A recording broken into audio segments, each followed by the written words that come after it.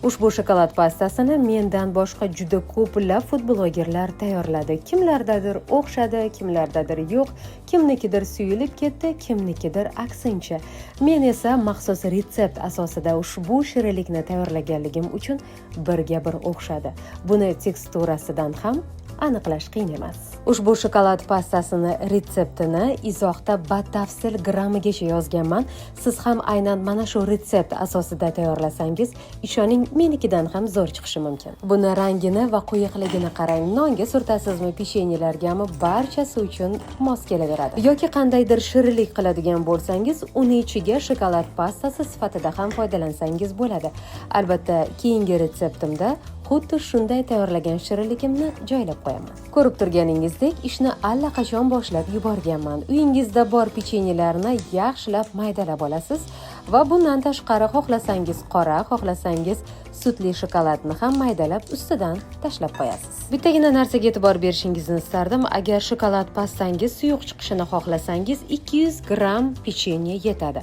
Quyuqroq chiqishini xohlasangiz 300 gram pechenyedan foydalaning. Men ushbu shirinlikni tayyorlashda 300 gram pechenye soldim. 300 gram pechenye, 200 gram shokolad yoki ikkita plitka shokolad ham yetadi va 50 gram sariyog' solib, ustidan qaynoq sut quyib aralashtiramiz. Men ushbu shirinlik uchun 2 piyola sutdan foydalandim. Endi stakanda quyganimni ko'rdingiz. Bu taxminan 300 mg ni tashkil etadi.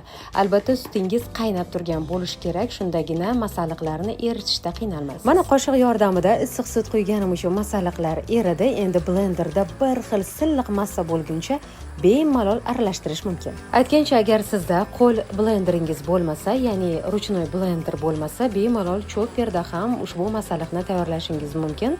Unda yana ham tezroq va osonroq bo'ladi. Agar chopperingiz ham bo'lmasa, qoshiqning yordamida ham bemalol aralashtiraverasiz, faqatgina masalliq silliq chiqmasligi mumkin. Ushbu shokolad pastasini tayyorlashga menga 20 daqiqa yetdi. Ta'mi haqida gapiradigan bo'lsam, Nutella yoki shu kabi boshqa shokolad pastalarga o'xshamaydi, lekin iste'mol qilganingizda sizga aniq yoqadi, chunki u yerda shokolad bo'lganligi sababli shokolad ta'mi aniq kelib turadi. Ko'rib turganingizdek, ozginagina masalliqdan mana shuncha shokolad pastasi tayyor bo'ldi. O'zi ushbu shokolad pastasini tayyorlaganingizdan so'ng oila a'zolaringizdan ortmasligi mumkin. Agar mabodo ortib qolsa, uni nonga surtib yeyishingiz mumkin birinchida, ikkinchidan esa bulochkalarni ichiga, ya'ni kruassanlarni ichiga yoki blinchikni ichiga solib ham iste'mol qilsangiz ayni muddao bo'ladi. Eng qulayi, uyingizda ushbu masalliqlarni barchasi topiladi. Bundan tashqari ozginagina masalliqdan bir dunyo shokolad pastasini tayyor qilishingiz mumkin. Albatta qilib ko'ring va yerliklarga ham ulashib qo'ying. Hurmat bilan, Qunduzxon Abdullayeva. Desert yoqqan bo'lsa, like va izohlarda fikringizni kutaman.